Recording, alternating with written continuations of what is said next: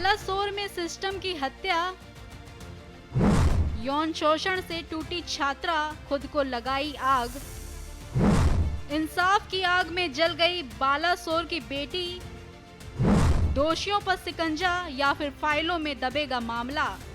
एक और बेटी चली गई, इंसाफ की लड़ाई लड़ते लड़ते थक गई, टूट गई और आखिरकार खुद को आग के हवाले कर दिया, जिसमें वो 90% तक झुलस गई। उससे पहले बालासोर जिला मुख्यालय अस्पताल ले जाया गया, जहां हालत गंभीर होने पर 12 जुलाई को एम्स भुवनेश्वर में रेफर किया गया। सभी संभव इलाज देने के बावजूद उसे बचाया नहीं जा सका। 14 जुलाई को रात करीब 11:46 पर उसे मेडिकली डेड घोषित कर दिया गया। उड़ीसा के बालासोर में जो हुआ उसने पूरे देश को झकझोर कर रख दिया। सवाल वही पुराना है, आखिर कब तक? बता दें, एफएम कॉलेज की छात्रा ने कॉलेज के अपने एचओडी पर यौन उत्पीड़न का आरोप लगाया।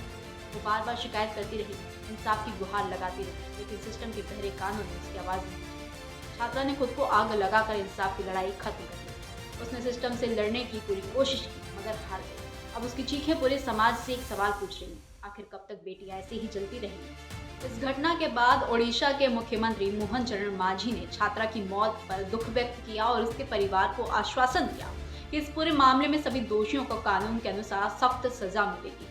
केंद्रीय शिक्षा मंत्री धर्मेंद्र प्रधान ने भी छात्रा के निधन पर शोक व्यक्त किया।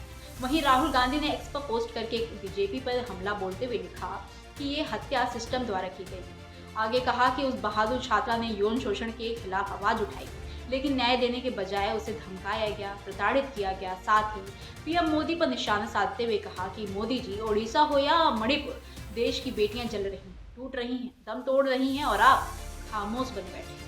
वहीं नवीन पटनायक ने कहा कि उसकी मौत दुर्घटना नहीं बल्कि उस व्यवस्था का नतीजा थी जो मदद करने के बजाय चुप रही। नवीन पटनायक ने एक्स पर पोस्ट में कहा कि ये सोचना और भी परेशान करने वाला है कि एक विफल व्यवस्था किसी की जान कैसे ले सकती है। सबसे दुखद बात यह है कि ये कोई दुर्घटना नहीं थी बल्कि उस व्यवस्था का नतीजा थी जो मदद करने के बजाय चुप रही। इस घटना की पुलिस ने जांच शुरू कर दी है, लेकिन बड़ा सवाल ये है कि क्या इस बार दोषी सलाखों के पीछे जाएंगे या फिर ये मामला सिस्टम की फाइलों में गुम हो जाएगा। बालासोर की बेटी की आखिरी चीखें अभी भी हवाओं में गूंज रही हैं, लेकिन क्या ये समाज, ये सिस्टम और ये कानून उसे सुन पाएंगे या फिर एक और आवाज हमेशा के लिए बुझा दी जाएगी?